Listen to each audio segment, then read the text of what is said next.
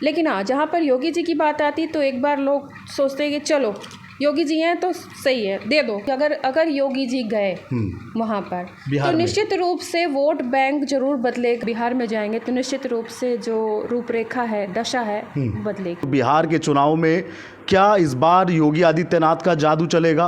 और बिहार में जिस तरीके से प्रधानमंत्री मोदी की माताजी को अपशब्द बोले गए, क्या बिहार चुनाव पे उसका भी असर दिखेगा? लेकिन सबसे बड़ी बात ये होगी कि जिस तरीके से योगी आदित्यनाथ ने हरियाणा में रैलियां की, महाराष्ट्र में रैलियां की, क्या जब इस बार योगी आदित्यनाथ बिहार में रैलियां करेंगी तो उसका चुनाव पर कितना बड़ा असर पड़ेगा? यही जानने के लिए मेरे साथ में शशि पांडे जी, आपका बहुत बहुत धन्यवाद समय देने के लिए। ये बताइए, योगी आदित्यनाथ जी को आप किस तरह देखती हैं आज के समय में? मोदी रिटायरमेंट लेंगे जी, उसके बाद नेक्स्ट जो नाम आता है वो सबके जहन में यही आता है, योगी आदित्यनाथ, क्योंकि उन्होंने इतना अच्छा सुशासन दिया है उत्तर प्रदेश को, एक एग्जाम्पल सेट किया है सभी के लिए जी, कि सभी लोग कहीं ना कहीं चाहते हैं कि हमारे राज्य में भी ऐसा मुख्यमंत्री होना चाहिए। और हम सोशल मीडिया में सभी जगह देखते हैं, सुनते हैं, कभी भी कोई घटना होती है तो सभी लोग यही लिखते हैं, हमारे यहाँ भी योगी जी होना चाहिए। तो पूरा देश क्या मांगता है? योगी जी। तो निश्चित रूप से उसका असर हमने महाराष्ट्र में भी देखा था जी, दिल्ली में भी देखा था, हरियाणा में देखा था, और शायद इसीलिए पार्टी उनको ब्रांड क्या कहा जाएगा, प्रचारक के तौर पर, स्टार प्रचारक, ब्रांड प्रचारक कह लीजिए के तौर पर वो प्रचार के लिए उतारते हैं। बिल्कुल। तो मेरा ऐसा मानना है कि बिहार में जाएंगे तो निश्चित रूप से जो रूपरेखा है, दशा है, बदलेगी। कितना असर पड़ेगा? मतलब अगर मैं परसेंटेज में बात करूं या सीटों की बात करूं तो कितनी सीटें योगी आदित्यनाथ प्रभावित करने की किसी दूसरे राज्य में क्षमता है उनके अंदर? बहुत क्षमता है, ये हमने असर सभी स्टेट्स में देखा हुआ है।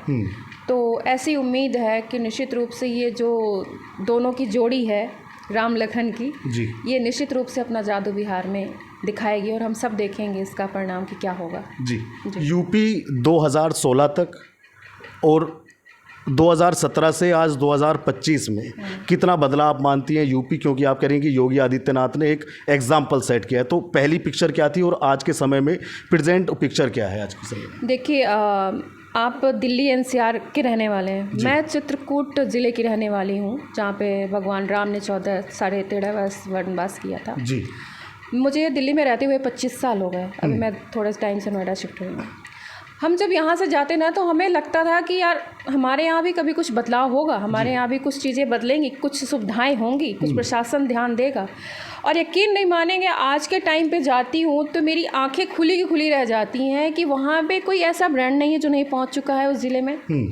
वहाँ की सड़कें तो ऐसी हो गई जैसे दिल्ली की सड़कें हो गई हैं, हर सुविधा मिल चुकी है, मंदिरों का जो स्ट्रक्चर है वो बदल चुका है, सुविधाएं बदल चुकी हैं, एयरपोर्ट हो चुका है, सबसे बड़ी बात तो बताऊं, एयरपोर्ट हो चुका है। और सड़कों की कनेक्टिविटी की तो कहीं मैं बात ही नहीं कर सकती कि वहाँ पे आप रात में कभी भी चले जाइए, आपको पता ही नहीं चलेगा कि आप कहीं ऐसे कुछ इंटीरियर जगह पे आए हैं या बहुत छोटी सी जगह पे आए हैं, बिल्कुल सारी सुविधा वहाँ पर हो चुकी हैं। तो ये बदलाव मैं देख रही हूँ। और दूसरी बात, हम जब नोएडा जब बना हुआ था तो हम दिल्ली में रहते थे तो बहुत सारी घटनाएं हम देखते थे कि यहाँ पे रोड रेज हो रहे हैं, यहाँ पर ये घटना हो गई, वो घटना हो गई। नोएडा की बहुत घटनाएं हम सुनते थे जी। लोग रात में नोएडा आने से डरते थे।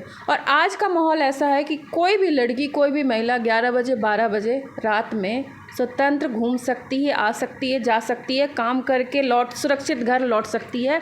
ये सिर्फ और सिर्फ योगी जी की देन है जी। क्या आज आप अपनी बेटी के लिए या आज अपने आप बच्चों के लिए सुरक्षा का भाव महसूस करती हैं कि अगर मेरी बेटी स्कूल में या कॉलेज में है तो वो ठीक ठाक घर पे आएगी? आपको ये भरोसा है?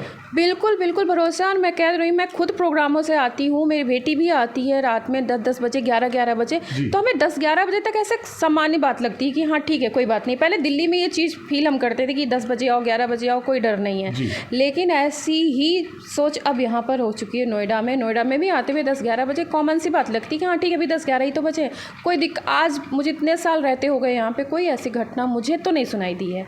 तो ये जो सारा असर है ये सिर्फ योगी जी का ही असर है। और ये चीज़ हर एक महिला आपको ये बता सकती है कि वो कितना सुरक्षित है जी।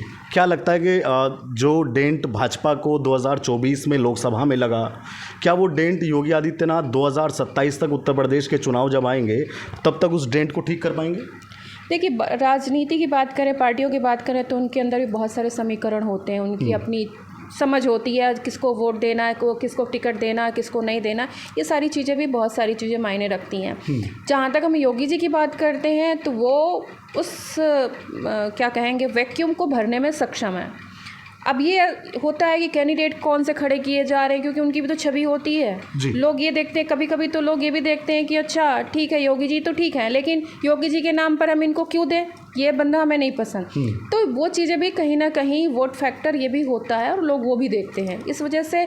लेकिन हाँ, जहाँ पर योगी जी की बात आती तो एक बार लोग सोचते हैं कि चलो योगी जी हैं तो सही है, दे दो, ये सोच करके लोग दे देते हैं। आप करेंगे योगी जी का नाम और योगी जी का चेहरा देख के लोग वोट करते हैं, तो 2027 का जब चुनाव आएगा तो दो प्रमुख चेहरे होंगे, एक अखिलेश जी का और एक योगी जी का। तो जैसे आप कह रहे हैं कि योगी जी के चेहरे पे लोग वोट कर देते हैं, तो क्या तीसरी बार भी लोग ऐसे वोट कर देंगे?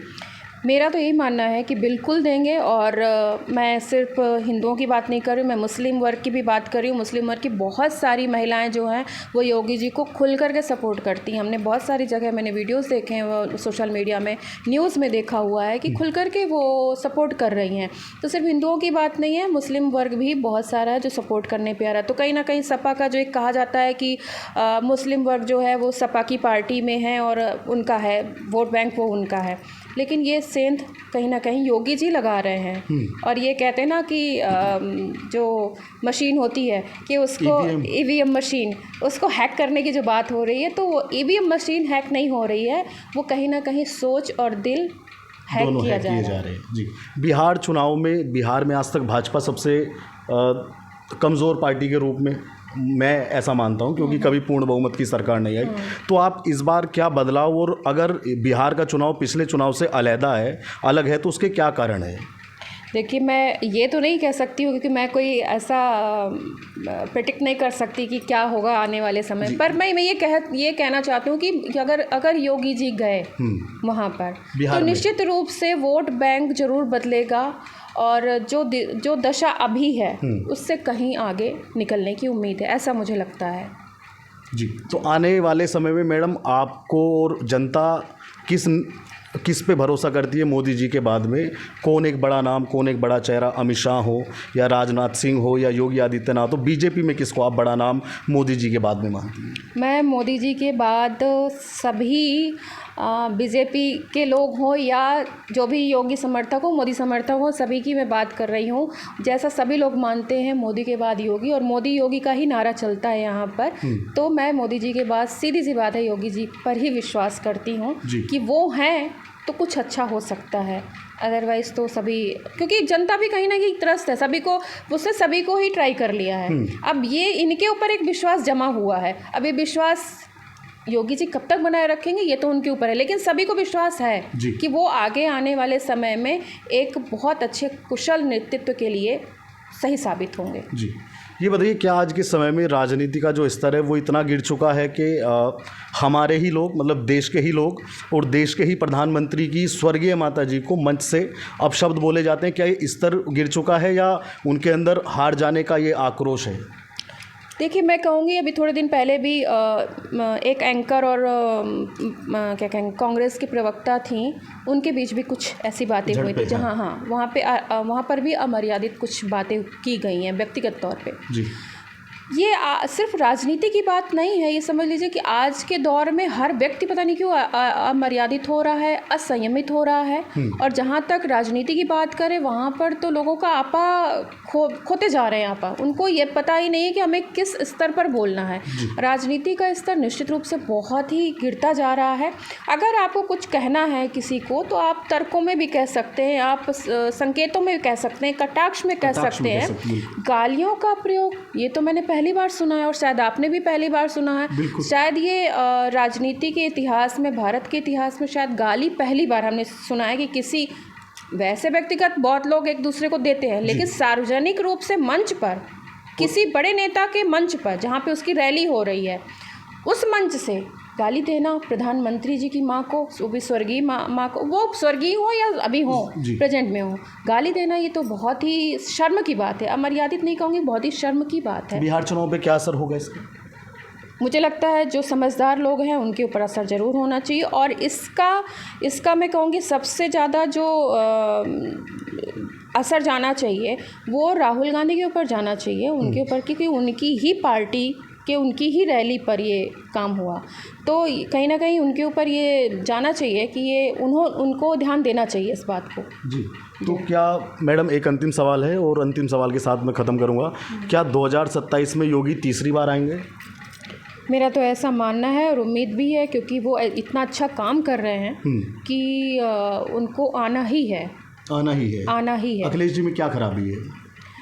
अखिलेश जी में मुझे लगता है अभी वो परिपक्वता नहीं है जो होनी चाहिए, और वो बहुत सारे मुद्दों को लेकर के गंभीर नहीं होते। जैसे एक कभी मुद्दा हुआ था, एक क्या कथा सुनाने वाला, और उसमें उन्होंने तुरंत आकर के वो जो अनिरुद्ध आचार्य और नहीं अनिरुद्ध आचार्य जी की तो बात ही कर लीजिए, इटावा में जो कथावाचक थे यादव जी, उस ऐसी घटनाओं को जो एक तरीके से कहीं ना कहीं दो पक्षों में सामान्य सी घटना है, लड़ाई हुई, झगड़ा हुई, क्योंकि सभी समाज में कहीं ना कहीं रहते हैं तो उठापटक चलती रहती है, बर्तन है खटकते रहते हैं। लेकिन आप उनको उस मुद्दे को जिसमें कोई सिर पैर नहीं, उसको ला करके आप राजनीति कर रहे हैं, आप विपक्ष में हैं, आप उन बातों पे आपके पास बहुत गंभीर मुद्दे हैं जिनको आप उठा करके सरकार को घेर सकते हैं।